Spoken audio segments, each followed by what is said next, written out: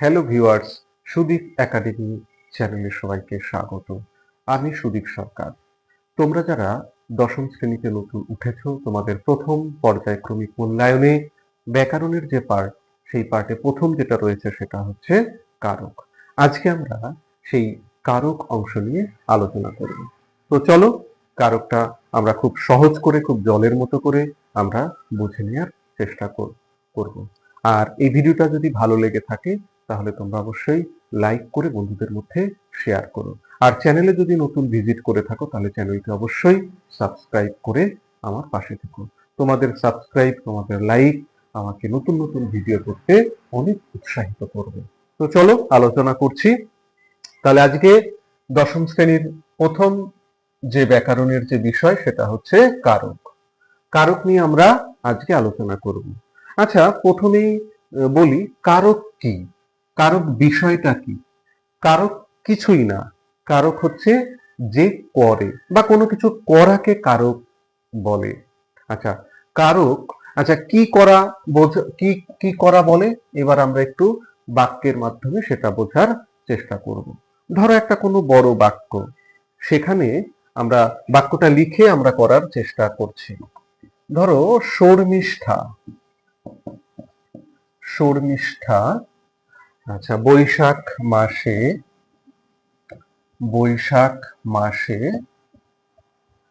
কলকাতা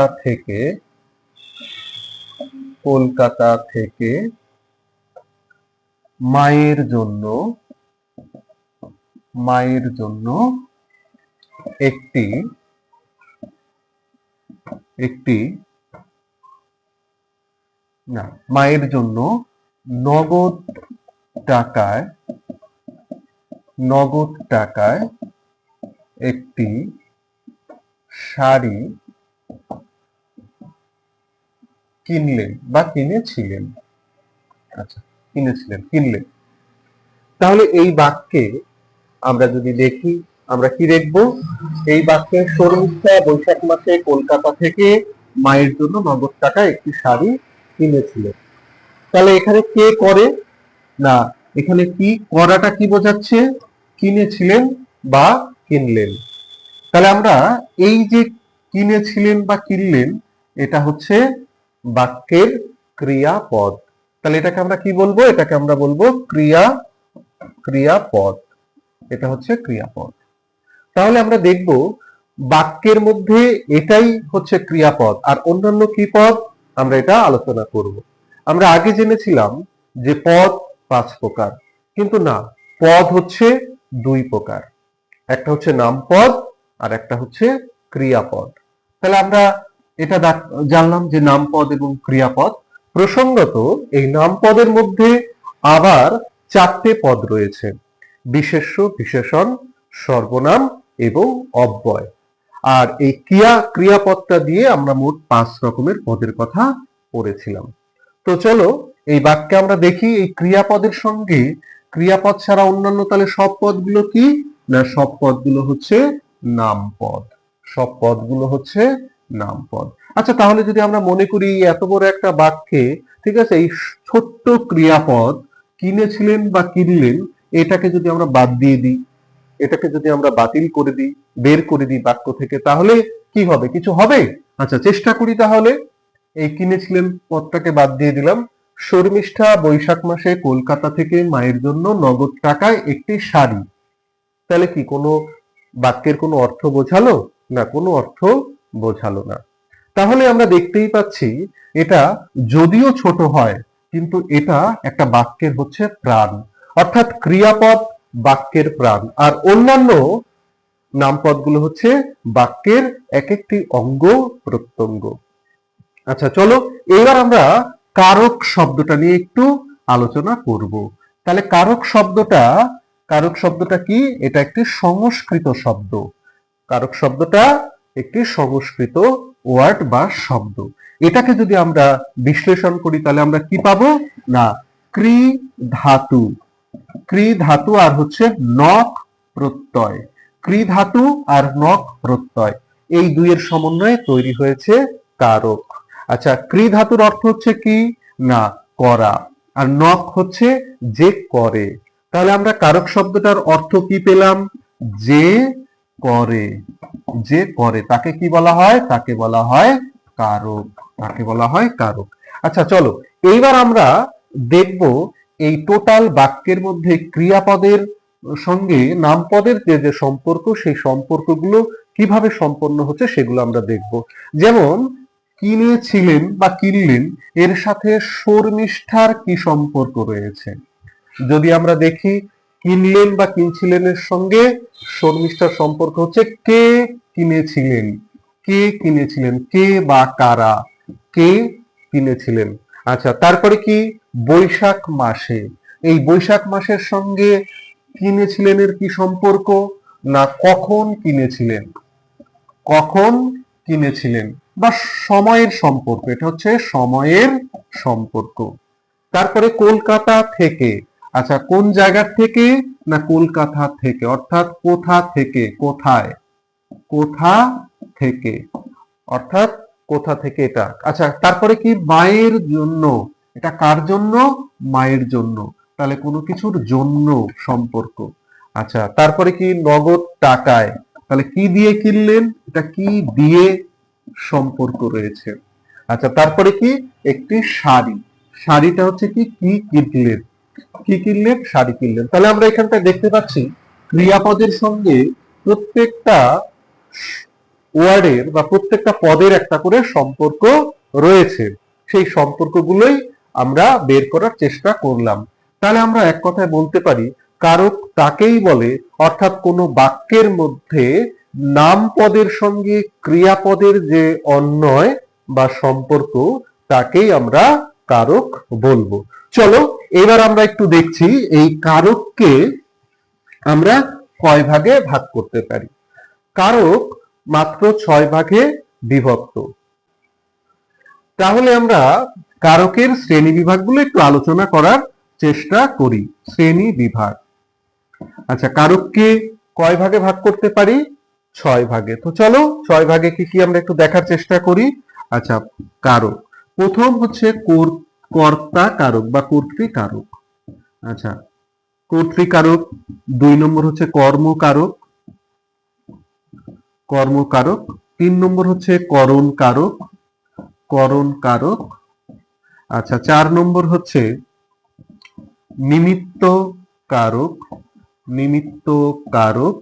5 নম্বর হচ্ছে অপাদান কারক, অপাদান কারক। এবং একদম সর্বশেষ কারক হচ্ছে অধিকরণ কারক, অধিকরণ কারক।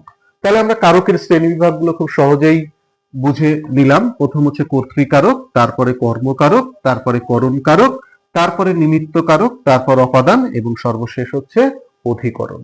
তাহলে এই শ্রেণী বিভাগগুলোর সঙ্গে আমরা কি করে রিলেট করতে পারবো ক্রিয়াপদের, সেটা আমরা একটু দেখার চেষ্টা করি।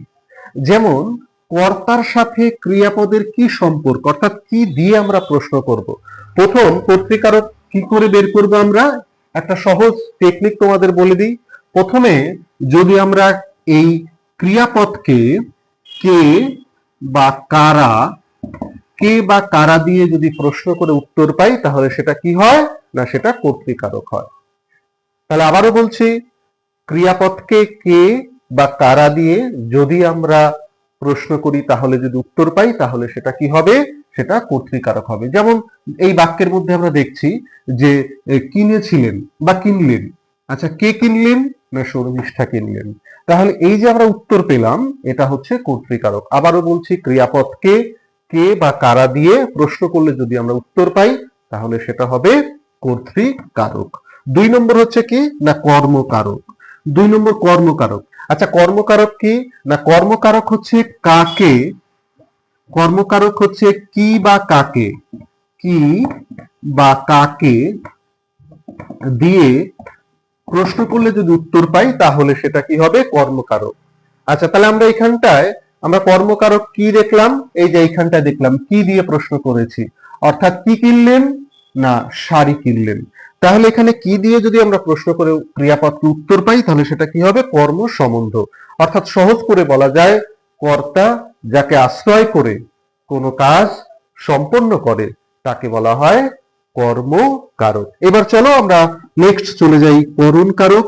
আচ্ছা, করণ কারকে কি হবে না, করণ কারক হচ্ছে কি দিয়ে, কি দিয়ে বা দ্বারা, কি দিয়ে বা দ্বারা দিয়ে যদি আমরা প্রশ্ন করি, যদি ক্রিয়াপদকে যদি কি দিয়ে বা কি দ্বারা এই শব্দগুলো দিয়ে আমরা প্রশ্ন করি, প্রশ্ন করে যদি উত্তর পাই তাহলে সেটা কি হবে না, তাহলে সেটা করণ কারক হবে। যেমন এখানটা আমরা দেখছি এই যে নগদ টাকায় শাড়িটা কিনেছিলেন শর্মিষ্ঠা, কি দিয়ে কিনেছিলেন, কি দিয়ে কিনেছিলেন, নগদ টাকায়। তাহলে এই নগদ টাকাটা কি হবে না, নগদ টাকাটা হচ্ছে করণ কারক। নগদ টাকাটা তাহলে কি হলো, করণ কারক। ঠিক আছে, বোঝাতে পারলাম? তাহলে যেমন যেমন কবি কলম দিয়ে কবিতা লেখেন, চাষি কোদাল দিয়ে চাষ করেন।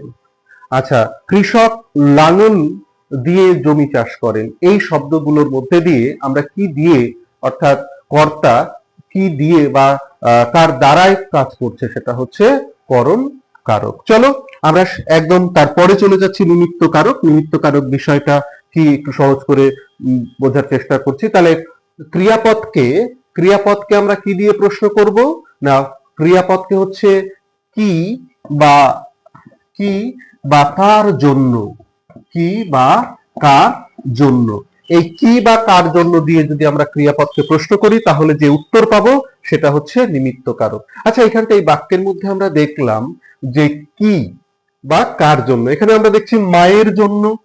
ঠিক আছে, তাহলে কি বা কার জন্য দিয়ে যদি আমরা প্রশ্ন করি, যদি উত্তর পাই তাহলে সেটা নিমিত্ত কারক হবে। আবারও আমি রিপিট করছি, নিমিত্ত কারক আমরা কি করে সহজে চিনতে পারবো, কার জন্য, কি, এইগুলো দিয়ে প্রশ্ন করে যদি ক্রিয়াপদের থেকে আমরা কোনো উত্তর পাই তাহলে সেটা হবে নিমিত্ত কারক। আচ্ছা চলো তারপরে আমরা আলোচনা করছি অপাদান কারক। আচ্ছা, অপাদান কারক কি? অপাদান কারক হচ্ছে আমাকে কি দিয়ে প্রশ্ন করতে হবে না, কোথা থেকে, কোথা থেকে, কোথা থেকে দিয়ে যদি আমি প্রশ্ন করে উত্তর পাই তাহলে সেটা অপাদান কারক হবে। যেমন কিনেছিলেন, এই ক্রিয়াপদকে যদি আমি প্রশ্ন করি কোথা থেকে কিনেছিলেন, তাহলে আমরা এইখানটা দেখো এই বাক্যের মধ্যে পেলাম কলকাতা থেকে। অর্থাৎ এই কলকাতা থেকে এটা হচ্ছে অপাদান কারক। অর্থাৎ কোনো বস্তু যেখান থেকে উৎপন্ন হয়েছে, যেখান থেকে পতিত হয়েছে, সেটা হচ্ছে অপাদান কারক। চলো আমরা শেষ আলোচনা করব কারকের শ্রেণী বিভাগের একদম শেষ পয়েন্ট, অধিকরণ কারক। তাহলে অধিকরণ কারকটা কাকে দিয়ে প্রশ্ন করব না, অধিকরণ কারকটাকে আমরা কোথায়, কখন, আচ্ছা কোথায়, কোথায়, কখন, কোন জায়গায়, কোন জায়গায়, আচ্ছা এই শব্দগুলো দিয়ে যদি আমরা, এই পদগুলো দিয়ে যদি প্রশ্ন করে উত্তর পাই তাহলে সেটা অধিকরণ কারক হবে। যেমন এখানটায় দেখো এই বাক্যের মধ্যে, ঠিক আছে, শর্মিষ্ঠা কখন, কখন না বৈশাখ মাসে, অর্থাৎ বৈশাখ মাসে কিনেছিলেন। তাহলে কোনো ক্রিয়াপদকে আমরা যদি কোথায়, কখন, কোন জায়গায় এই সমস্ত দিয়ে প্রশ্ন করে উত্তর পাই তাহলে সেটা অবশ্যই কি হবে না, সেটা অবশ্যই অধিকরণ কারক হবে। আচ্ছা, তাহলে আমরা মোটামুটি প্রথম ক্লাসে কারক সম্পর্কে একটা বেসিক আলোচনা তোমাদের দিতে পারলাম। আচ্ছা, সবশেষে বলি এই ভিডিওটা যদি ভালো লেগে থাকে তাহলে অবশ্যই চ্যানেলটি সাবস্ক্রাইব করো এবং ভালো লাগলে লাইক করো এবং কমেন্ট করে বেশি বেশি বন্ধু বান্ধবদের মধ্যে শেয়ার করে পাশে থাকো। তোমাদের একটু আন্তরিক সহযোগিতা আমার অনেক বেশি ইন্সপায়ার্ড করে, আমাকে অনেক বেশি অনুপ্রাণিত করে। ধন্যবাদ।